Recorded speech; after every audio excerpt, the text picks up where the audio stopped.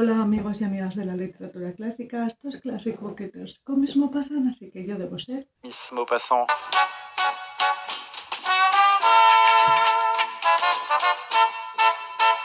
nuevo mes, nuevo wrap-up, en este caso junio. Estamos ya en plena canícula, aquí ha venido el calor demasiado pronto. Los dos primeros son en audiolibro y el primer libro que os voy a comentar es Harry Potter 4, el del Cáliz de Fuego. Pone siempre improvisa, además pone cuenta por dónde lo estás escuchando y las diferencias entre la adaptación y la novela, que hay algo que os quería contar de esto y en ningún momento volví a saber qué era. Entonces se queda un poquito en el aire, pero lo primero que os tengo que decir, que lo estaba escuchando por Spotify en una cuenta pequeña y a la mitad del 5 el señor que hacía los audiolibros tan bien hechos, dice que le llegaron un requerimiento de derechos de autor para que pagase y dijo que no, y lo dejó a medias. Y los ha dejado de hacer, he tenido que buscar otro lado porque aquí lo fundamental es que sean cuentas pequeñitas que no paguen derechos de autor para que a esta señora no la llegue ni un solo euro que usar para el mal. Está bien que te siga gustando cosas que han formado parte de tu vida, de tu infancia y que han sido pilares tan fundamentales a la hora de mi yo lector como esta saga, está muy bien. Esta es mi forma de cerrar con esto, en parte, pero ha formado parte de mí, si no voy a renegar de esto. El problema está en darle dinero a esta señora. ¿Quién no sabe que Harry Potter en esta ocasión pues el mal le vuelve a acechar en forma de que le meten en el concurso de los tres magos, que ahora son 4 porque lo han amañado para que Harry Potter participe y no corra peligro su vida, porque ese no es el objetivo. El objetivo es otro que descubriremos al final, les hace mucho spoiler. Quizás esta era sin duda la novela que más me gustaba a mí de Harry Potter. Sí, ya sabía cuál era la cosa que os tenía que decir con respecto a la adaptación.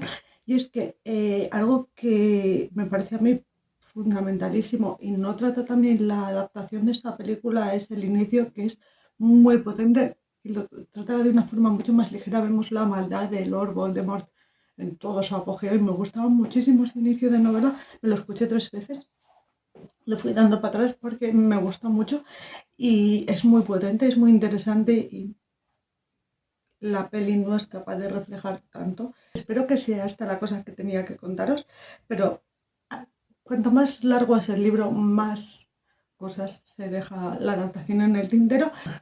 Y aquí tenemos todo el movimiento social que inicia Hermione a favor de los derechos de los elfos domésticos para su no solo ya liberación, sino que reciban un sueldo digno. Borrado del mapa. Por alguna razón, la protagonista, siendo adalid de los derechos humanos, no terminaba de convencer. En los estates, pregúntate tú, ¿qué? Tiene su lógica, ¿no? Allí sindicalista es un insulto. Y bueno, y aquí empieza a serlo porque tenemos a 6 sindicalistas en la cárcel. Vergüenza. En 5 años nos bloquean parte de este libro y de los subsiguientes. ¿Subsiguientes es la palabra correcta? El siguiente de los libros que os traigo también me lo he escuchado por audiolibro Deja que te cuente. Dejo en la caja de información por si alguno lo quiere escuchar. Y es El papel pintado de amarillo de Charlotte Perkins. La historia sigue a una mujer que se ha mudado a pasar el verano a una casa de campo con su marido para recuperar fuerzas.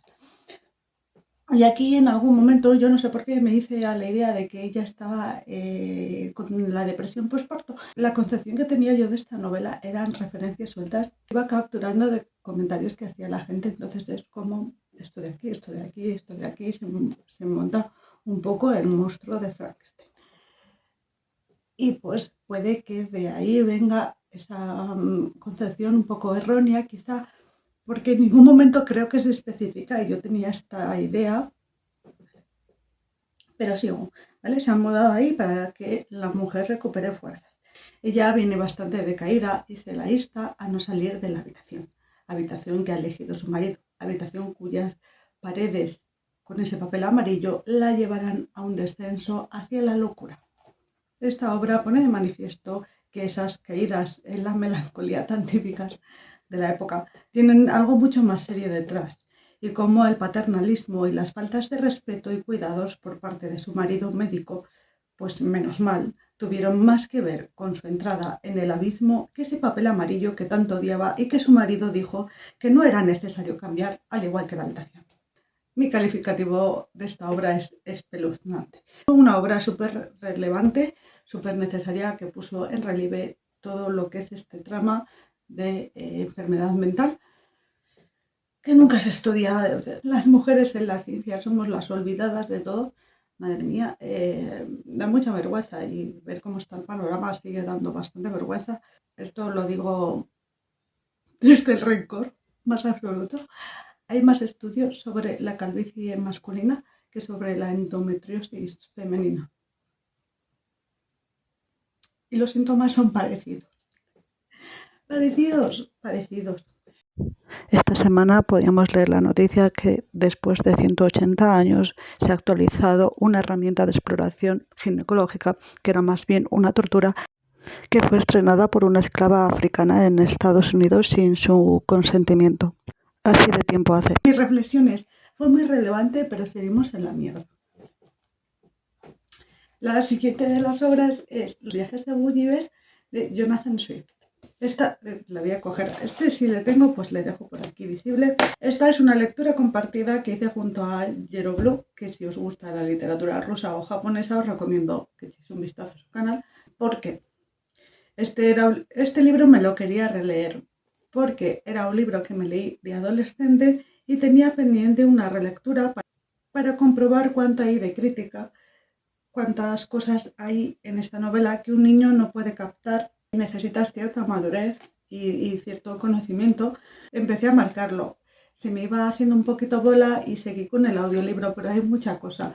Y sobre todo hay mucha referencia a los Tories, a este rey, al otro, al de la moto, a este momento muy específico de la historia de Inglaterra, a este grupo social, por ejemplo, que ni yo adolescente esta novela me la leería con 13 años. Era imposible de captar.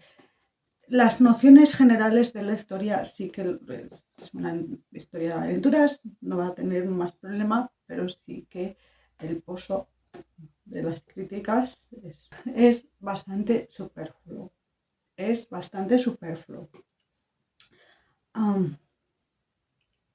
No hay un solo estamento que se libre de las insidiosas sornas de Swift. Todo el mundo conoce de qué van Los viajes de Gulliver. Está en nuestro subconsciente colectivo. Bueno, nos han estafado. Nos han dado un cuarto del libro. Aprox, os lo voy a marcar. Esto conocéis, esto no. Porque nos han dado esto y nos han dicho que era el todo. He estado tanto en IMDb como en Film Affinity en las listas, ¿vale?, de las adaptaciones, y no hay una sola adaptación que incluya más de la primera parte, Lilliput y sus enanos.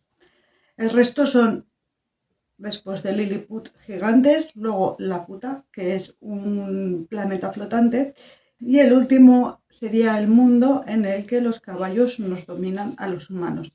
Bueno, una protoversión de los humanos. Hemos ido retrocediendo y sería un poquito como humanos neandertales. Han pasado aproximadamente 60 años desde que Margaret Cavendish publicó su Mundo Resplandeciente, y yo me pregunto, ¿cuán común eran los libros de naufragios y de repente estabas en una realidad alternativa súper mega extraña? Ahora me pregunto si no hubiera sido mejor que Robinson Crusoe hubiese descubierto que en la isla desierta, por el otro lado, vivían cocos que hablaban. No lo sé. Sería mejor. Puede ser, hubiera sido más divertido también. A mí me gustaba mucho cuando era adolescente, entonces quizá no. Igual hubiera perdido un poco el sentido si en vez de el negro miércoles hubiera tenido un coco parlante. Hubiera sido otro tipo de tono y otro tipo de novela. ¿Era esta su propia versión de comer setas alucinógenas? Reflexionemos un segundo con este todo puede pasar. Lo dejo aquí. Sorprendente es, desde el punto de vista de un británico, crear un personaje que llega a nuevos territorios por explorar y es amistoso con ellos, hace por entenderlos, no que ellos le entiendan a él, no llega imponiendo, se adecua al medio, que es bastante el mensaje de la novela. No solo la tolerancia, en este caso entre, vamos a decirlo, así entre comillas, especies. El invitado eres tú, no son ellos. Y esto es bastante idílico para ser un británico, hasta que pide llevarse unos cuantos liliputienses, porque sí, porque puede. Es lo más british de toda la novela. Yo estaba como, espera, se ha pedido llevarse unos liliputienses, por favor, que alguien le pare. Que con todo lo enano que se lleva de Lilliput hace un mini circo, así que la historia es todavía peor porque quiere a los liliputienses para que ganen dinero para él. Dios mío, el bochorno. Las 3/4 partes del libro, pues como no las conoces, te van a sorprender. Se te hace bastante cuesta arriba según qué pasa ya los gigantes. La tercera isla, dices, otra vez lo mismo, el mismo formato. Gulliver embarca, en el barco pasa algo, naufragan, es el único que se queda en la isla nueva porque, claro, tiene que estar él solo y descubre una especie, un planeta, la cura contra el cáncer, lo que sea. Él solo empieza a dar bastante pereza, por eso me lo escuché en audiolibro. Lo bueno de esta novela es que no es necesario leerlo de seguido, no es como si hay una subtrama que se mantiene, bueno, sí que hay una subtrama que se mantiene a lo largo de todo el libro, es que en realidad a Gulliver se la suda su familia y lo que quieres es estar lejos porque si no, no te embarcarías. Llega un punto en el que tienes animales miniatura trabajando en un circo miniatura para ti. No necesitas más dinero. No quiere estar con su familia, no le deben de caer bien o lo que sea. Y esa es la motivación que tiene de volverse a embarcar otra vez y otra vez y otra vez en diferentes navíos que le llevarán a vivir más aventuras. Él odia a su familia. La siguiente de las novelas que os traigo es Bath Astronauts de Grady Hendrix. Esta es la novela menos Grady Hendrix de todas las de Grady Hendrix. Ya os dije en el book haul que era su primera novela, que fue autopublicada, que revisó y han vuelto a publicar. Y si creéis que por lo menos asienta el tono de las futuras obras de Grady Hendrix, os equivocáis. Esta es una novela muy hija de su tiempo y de su contexto. El tiempo es el 2012 y el contexto es el Occupy Wall Street. Esta novela originalmente se llamaba Occupy the Space, o sea que la influencia es absoluta. Y para los que os hayáis olvidado, Occupy Wall Street fueron unos movimientos colectivos en medio de la crisis económica para acabar o modificar con las actitudes nocivas que estaban viendo y que sigue teniendo Wall Street. Y pues pides acabar o modificar dependiendo de lo enajenado que te sientas en ese momento. No. Vamos a venirnos arriba. Este movimiento en concreto, que en España han puesto de equivalencia el 15M, pese a que buscaban cosas diferentes, pero son movimientos disruptivos que intentan cambiar con lo establecido, viendo que es corrosivo y que no nos lleva a ningún lado. Todo esto surge al calor de los movimientos sociales conocidos como la Primavera Árabe. La historia sigue a un redneck, a un paleto sureño, ex miembro de la NASA, cuyo primo, también astronauta, se ha quedado varado en el espacio. Y justo en ese momento están desmantelando la NASA también por falta de presupuestos, me imagino, y nadie va a ir a recogerlo. Este paleto sureño montará su propia NASA con donaciones y en base a que aparecen 1000 personas, tanto para donar como para ayudar. Que esto es ya no bucólico, esto es utópico, de verdad. Llega un momento, claro, la novela va muy rápido y es como demasiado. Quizá porque en ese momento las cosas iban más lentas y daba otra sensación y como que era más plausible, pero ahora mismo, si pasa algo así, al quinto día la gente ya no dona dinero, no tiene relevancia y no tiene ningún tipo de interés. Y quizá en el 2012 esta conceptualización del tiempo en el que algo es relevante era como más amplia. Ahora mismo, que después de un mes la gente siga donando, dices, sí, bueno, mira, muy utópico en este sentido. Lo que más me ha sacado a mí personalmente de la novela. La novela quiere desafiar el sistema desde lo grupal, que es de donde viene Occupy Wall Street, el 15M o la Primavera Árabe. El pueblo unido jamás será vencido. Curiosamente, I Wonder Why, me pregunto por qué, esta es la única novela del autor con un tono esperanzador que desentona tan claramente con el resto de su producción. ¿Dónde se fue esa esperanza? Se la tragó el sumidero cuando tienes tú la fe en la humanidad en el mínimo, es esta la novela que necesitas, sí es. Porque solo, y este es un mensaje que de verdad es cierto, pese a lo utópico de la novela, pero solo nosotros nos podemos salvar. Los de arriba no van a mover el culo por ti. Entonces, lo claro ya. ¿Por qué? Bueno, esto, mientras me lo estaba leyendo, me apareció era un vídeo de TikTok, me pareció muy relevante. Quizá lo guardé y no lo he ido a buscar, os lo voy a explicar de memoria. Hay una chavala en Ruanda o Ghana, un país de África bastante desigual, no sé ahora mismo el país, no voy a decir, justo es este y me equivoqué, pero era un país con una desigualdad brutal. Esta chica se había fijado sobre todo que en las familias más pobres las casas estaban peor construidas y era más fácil que tu casa se la llevase un tornado o un incendio o lo que sea, siendo que tenían menos recursos para volver a construirse una casa, ¿vale?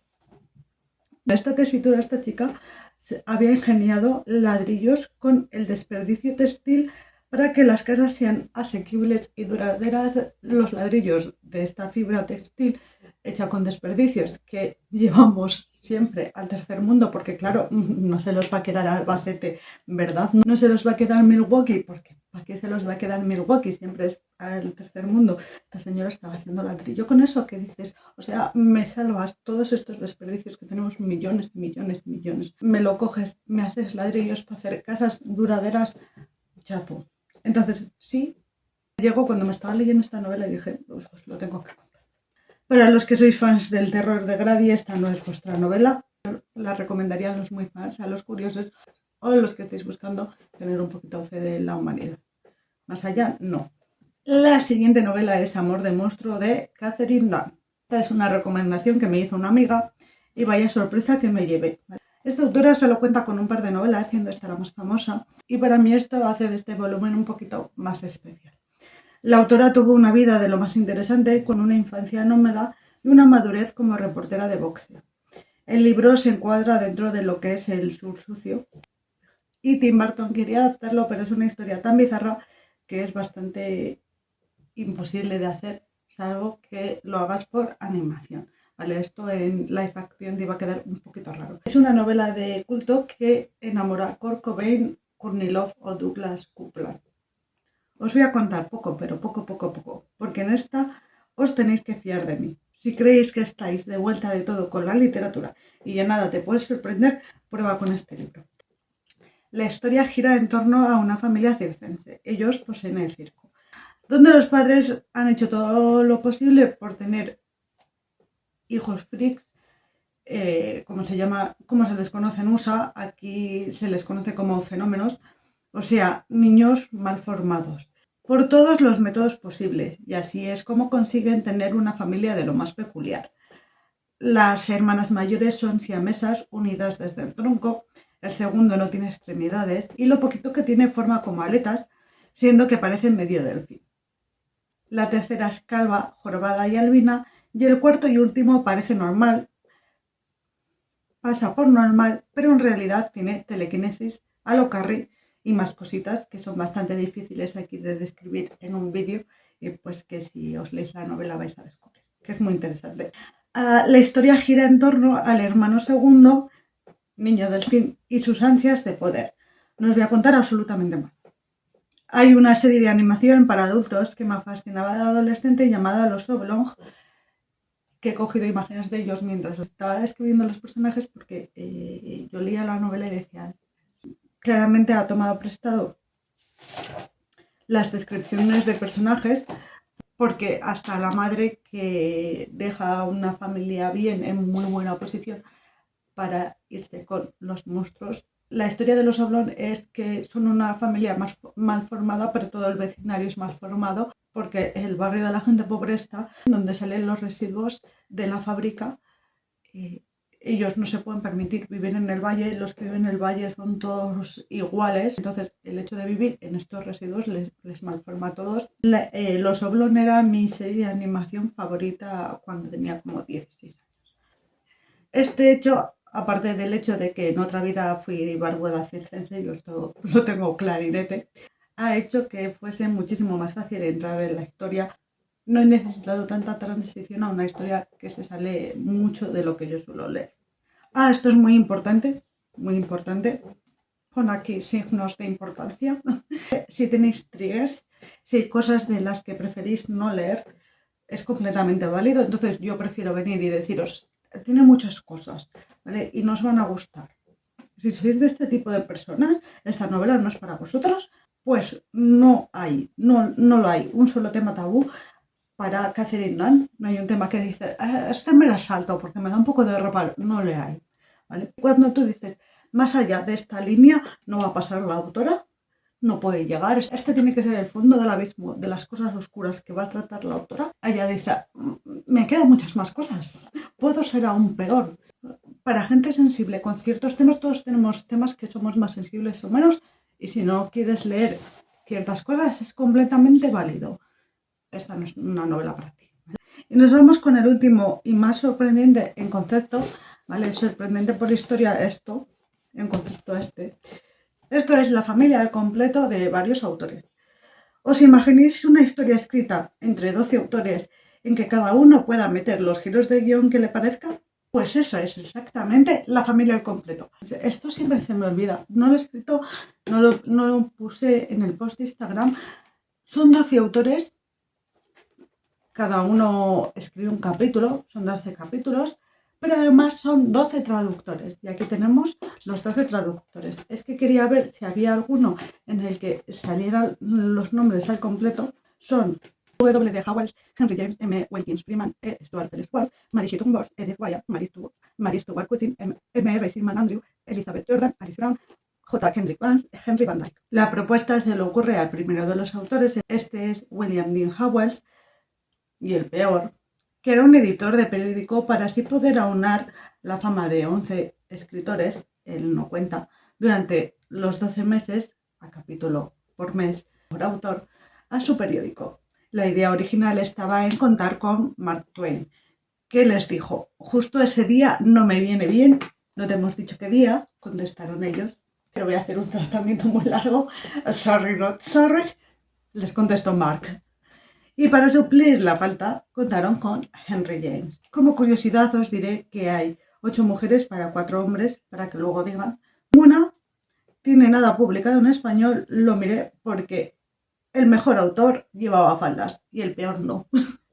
El peor es con diferencia William D. Howells. Ya sabéis que a Henry James yo personalmente no le trago demasiado y su parte se me hizo un poco cuesta arriba porque es en la que menos cosas pasan. Es en la que menos cosas explican. Yo creo que lo importante de esta novela es que desarrolles la trama más que dar trasfondo a los personajes, y aquí Henry James se pone a darle trasfondo a los personajes y dices, tampoco es relevante para lo que nos vas a contar. Pero no es el peor. El amigo Howell telita con él. La premisa es muy sencilla. Peggy, una joven, ha conocido a un chico en la escuela mixta a la que asiste y están comprometidos. Al momento de presentar a la gran familia a este prometido, se revela un secreto que hará tambalear el compromiso.